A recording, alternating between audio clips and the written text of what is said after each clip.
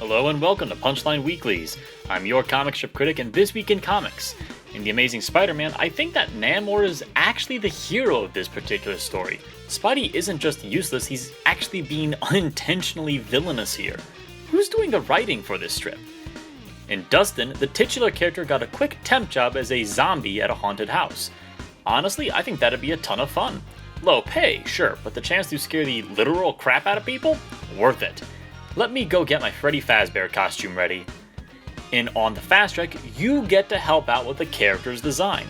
Get out your Copic markers and draw some of Bethany's tattoos. Your artwork could actually be seen in the newspaper. I'm not being sponsored to say this at all, I just think it's something that you all should absolutely know about. Go take a crack at it.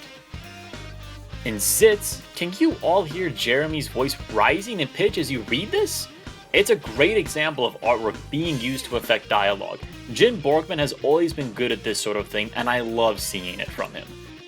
In retail, what? Stuart, what are you doing? Do you have any idea how regular people act? I don't normally encourage kids to engage in vandalism, but get in the car, everybody. Let's go buy several dozen eggs. In the brilliant mind of Edison Lee, Edison and Jules managed to escape from Mr. Crandall's computer. That was a fun little alternate reality storyline. I liked a lot of the 2D artwork seen on the characters. In Calvin and Hobbes, Bill Watterson, please stop being so scarily relevant 20 years after the fact. And this was written even before the internet was a widespread cultural thing. One can only imagine what Watterson would have to say about the web. And in Dick Tracy, that whole business with Flat Top from last week wound up being a red herring. It's just a movie being filmed. Still, I somehow hope that the actual Flat Top makes an appearance someday. And now the question of the week. If you could write your own comic strip, what would you make it about?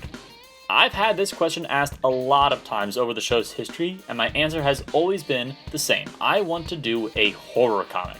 I just read The Call of Cthulhu earlier this year, and I'd love to do an H.P. Lovecraft comic that goes full-blown horror.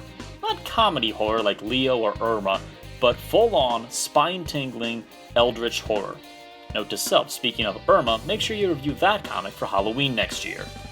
Until next time, I'm your comic strip critic. Thanks for watching.